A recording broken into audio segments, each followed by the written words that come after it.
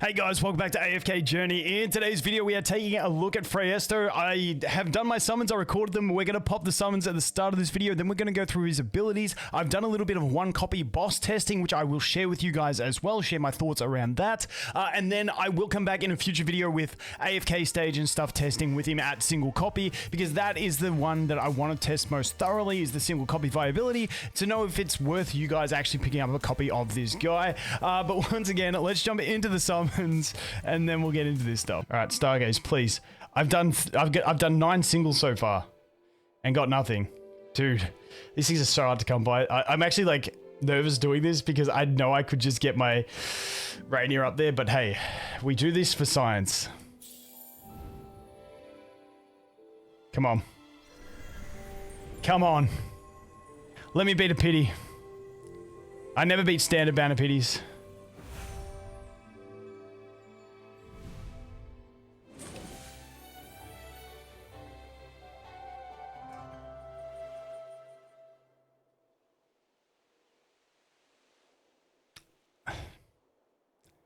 What's the rate on the 3000?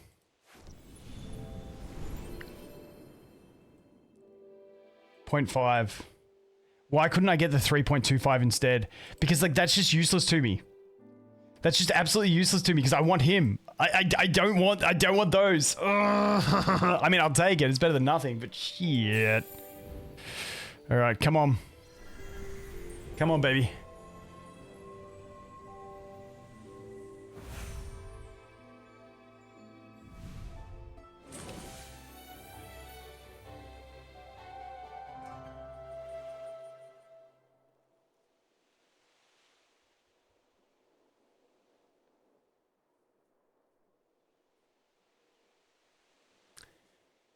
This is honestly making me even more salty that you can't Stargaze with diamonds. Actually, can you Stargaze with diamonds? I've still got Stargazers, so I don't know. Someone let me know in the comments.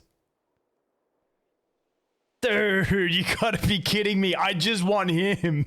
No. No. Obviously, it's better than getting absolutely nothing. What's the 666? I've hit a 0.5 and a 0.25. I just can't hit the 3.25. Come on. Give it to me in this one. Don't make me go all the way to pity. Dude, this is why you've got to save for pities. Let's go. Please give me him.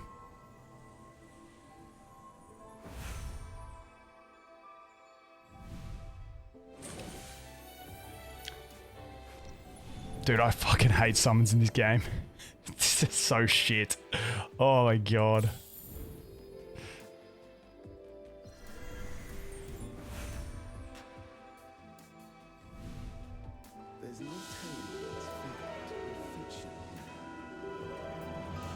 There we go, dude. We hit a 0.5 and a 0.25%. Imagine if those two hits were him instead.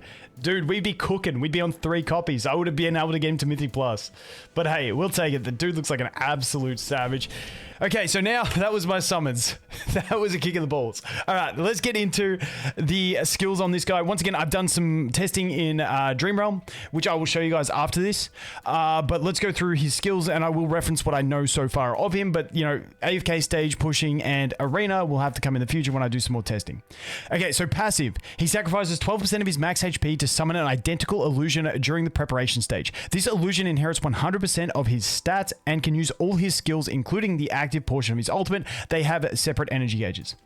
When both Phraesto and his illusion are positioned on the same row, and the good thing about this same row thing, it shows you an indicator of where the clone would have to stand to be in technically the same row, so you can't mess it up.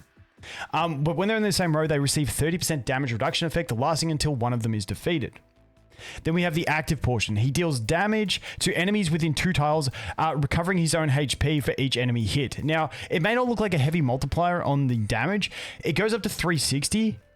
But remember, him and his clone use this, and they have the same stats. So that's, you know, that becomes effectively over a 720% base multiplier, which sounds like a lot. However, the dude does jack all damage. Once again, mine is at 1 copy, but people I've already seen testing. Massive shout out to Barry Gaming AFK Arena. I'll leave a link to his channel in the description. We've been chatting while we've been testing this stuff, and he says he's not really dealing much damage. So I don't know what's going on there, but it seems like even though it feels like he should be doing some decent damage, he's not. He definitely doesn't do much damage at 1 copy. Okay, moving on to his next ability. Phraesto and his illusions sign a permanent contract contract with different allied heroes positioned behind them when the battle starts, reducing their HP by the recipient's HP by 6%. Phraesto increases the recipient's energy recovery by 14%. 14% ain't bad on energy recovery. The unit that makes the most use of it right now when we look at bossing is something like Merrily, but we don't have that ult-focused unit yet. If we get one of those units that like most of their damage comes from their ult, then maybe this becomes like a more prominent thing. With the illusions increasing the recipient's damage reduction by 14%. Not giga big, but still respectable. When you think Thorin absorbs, what was he? 50%. The terms of each contract remain undetected by enemies before the battle starts. Basically, when you place your chessboard, if it's on your arena defense and the enemy's attacking you, they can't see which one's him, which one's the clone, which contract is which, so they don't know that. Active.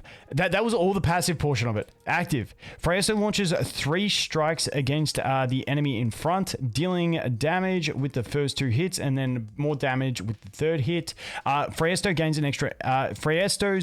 Phraesto grants his recipient an extra 80 energy, so that's an energy boost at the start of battle, and the illusion grants them a shield, so that's added effects that happen at the start of the battle with the ones that they sign the contract with. Now the damage is 100% base multiplier times 2 plus 280.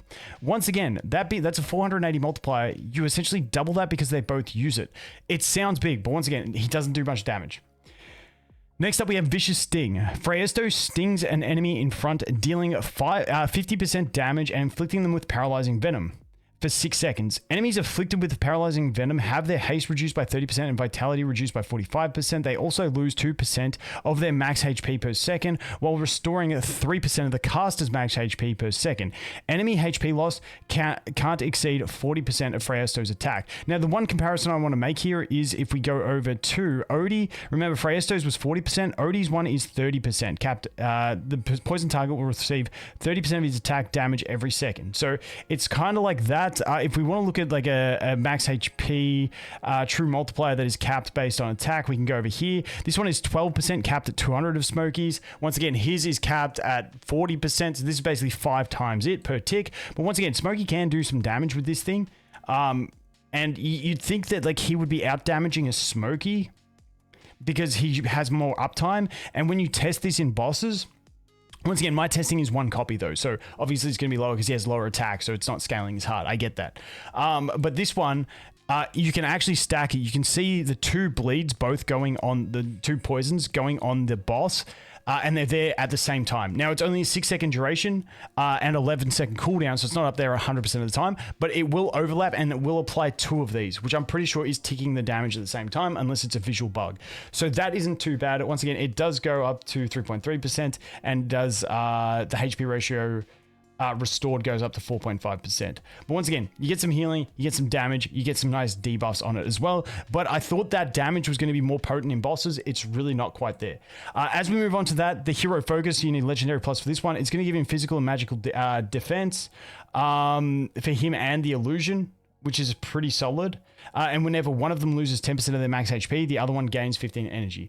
This, I think, could be quite decent considering how much healing they have in their kit as well. But once again, that's when you got more investment.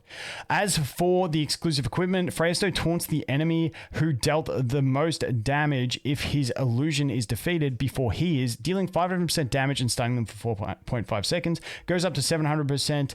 And then at the max, at level 4, which is a heavy investment. Normally you get these things at level 2 or 3, the big one. But this one's at level 4, which really hurts. Fresto summons a new illusion in front of himself if the previous illusion is defeated before he is. The new one inherits 60% of his max HP, triggers at most once per battle. So this one, this exclusive equipment is awkward for me because as you get more investment and with all the mitigation that him and his clone have, the less likely it is that his clone will die. So this is like the kind of ability that you really want with a low dupe, like a single copy. And then it's like, I feel like this is going to be more unimpactful as you get him higher up because of all the mitigations he has. But I don't know. Once again, we'll have to wait and see. But that's a bit of an awkward one. Supreme Plus, when both Fresto and his illusion are positioned on the same row, they each gain a shield equal to 570% of their attack. Like, dude, I feel like this is just like I feel like his main purpose is to be a counter to the Whale Burst Arena. That is pretty much what I am seeing this guy be. And that's pretty much it. I don't think he's going to be like a must pull at all for free to play. I think he is just that niche arena, counter the meta unit, make the whales buy the solution to the problem. That's what I'm feeling from this. But once again, I haven't tested him in arena. I'm not too sure. But then we have his seasonal ability. His seasonal ability kind of triggers me because for one copy usage of him, this feels like it feels like a debuff to him. Taunts enemies within 2 tiles radius for 3 seconds after each ultimate cast. When he's max duped, sweet, he's got so many extra stats. But now he's going to get himself killed. Now the positive, his clone will also do the taunt. But like, you're squishy at 1 copy, so this feels like detrimental to him. So he's a bit clunky in his makeup, in my opinion. But once again, that is the base. Look, I am thinking this guy is a tank, stall team, arena, meta unit to defeat the burst compositions. That's what I think his main purpose is. I do think he will have viability in AFK stages, but that's when we look to him being, you know, at least Mythic Plus. 1 copy, I will do more testing, but I did do some testing and I want to show you guys the one bit of testing that I did do, which was over here in the Dream Realm. Now, he did actually help me get my best score in the Dream Realm. We do have Croaker at the moment. Now, the thing I will say about him is from my testing, so the one with the red glow is the clone, not him himself, because if we click here, you can see he gets removed. And then if I click him again, where is he? There he is. You can see that's the one, and then that's the clone. So the clone goes here, and you can see here, if I put him here, it'll tell you, like, it'll show you the 2 places that you can put him to be in the same row to get that damage mitigation. Now, the one thing I will say about him in bossing, he does 0 bloody damage. Obviously, mine is 1 copy, but I've seen, like I said, with the higher ascension, he doesn't seem to do damage, which I don't know why with that poison. I thought it would do more than a smoky when you've got him at max ascension, but apparently not, from what I'm seeing from people. But with this kind of situation, it allows you to focus in, especially with something like King Croaker, the bomb that he throws, the AoE bomb, it allows you to focus that in the melee range, which is very helpful. And then he has very strong damage mitigation, which allows him to survive. And so you can just absorb all those bombs and it protects your ranged heroes. Now, as you can see here, I've also got Odie getting the damage mitigation protection. So Odie is getting protected in this one from damage so that he doesn't die if the bomb goes back there. We've then got Marilee, who dances around. She's getting the extra energy regeneration so she can ult that bit faster. Once again, that's bringing her extra damage. If we had her dealing more of her damage through her ult, then this would be even more potent. But once again, that's the best unit I've got to really test it. And then obviously we've got Thorin linked to him so that Thorin can take the 3 1-tap bubbles and do the 3 deaths. And then we've got our Smokey here to once again be our healer, obviously. So let's go in. I'll show you guys how this one works. Then I'll swap it over to the general team, which is the Coco in position of him. And we'll take a look at the difference. So let's go ahead. Let's run this up. You know, let's kick some volume on, I think, because why not? Let's kick some volume up. Boom, boom.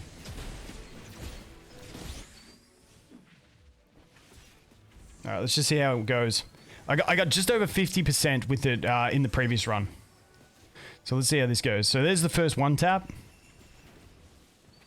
As you can see, that bomb is staying in melee range, and it's not threatening us massively. They can survive that sweep really well. They've got the damage mitigation from being in the same row, and they're just surviving pretty well. Okay, then we get 1 bomb to the back, but that's okay. Now Marilee moves. Now she moves back in, so we'll see where this bomb goes. Once again, in the melee range, they're still surviving, still fine. Keep in mind, when he ults, he does get the extra heal as well. We've got the Smokey rolling. We're pretty good for heals at this point. So there we go. The bomb goes into melee range. He's about to kill my, what's his face?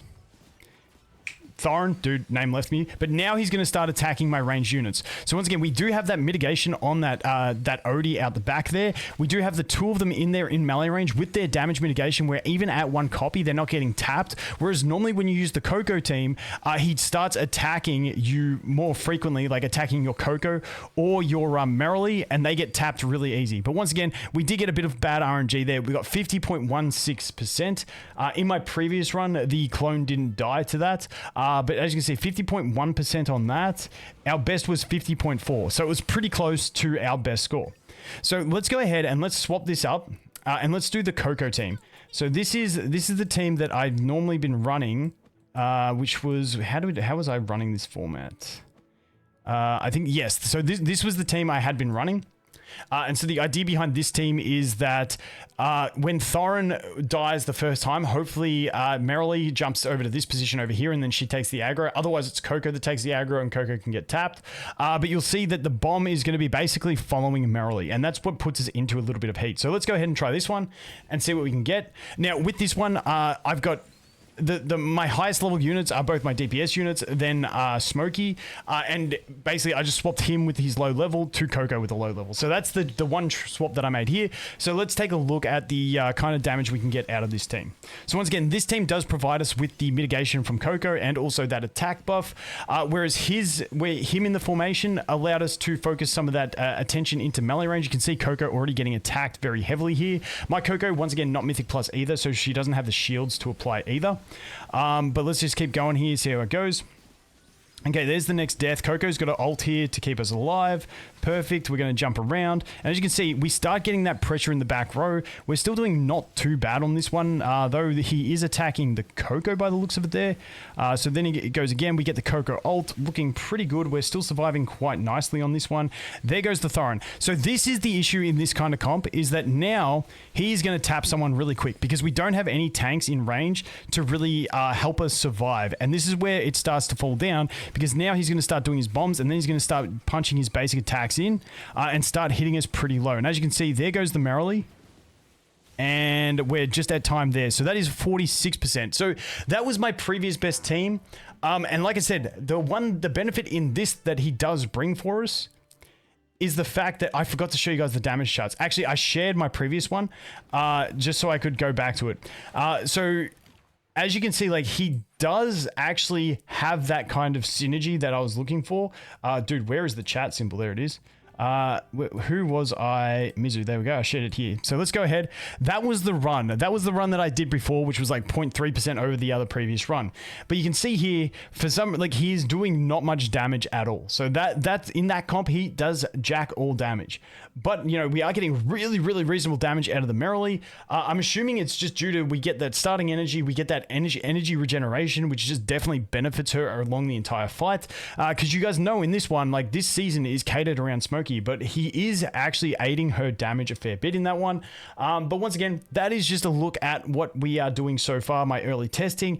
I don't think he's going to be broken in bossing, but I mean, I'm pretty happy with that result that he gave me in King Croker, because he is quite catered to the King Croker to keep that bomb in the melee range. And once your Thorin dies 3 times, you know, him and his clone can keep the aggro and stop your back row from actually dying. So that is basically where we're at. Like I said, I got a bunch more testing to do. This isn't much testing yet. I'll keep you guys updated. As always, thanks for watching. Hope you have an awesome day, and I look forward to seeing the next one. Cheers.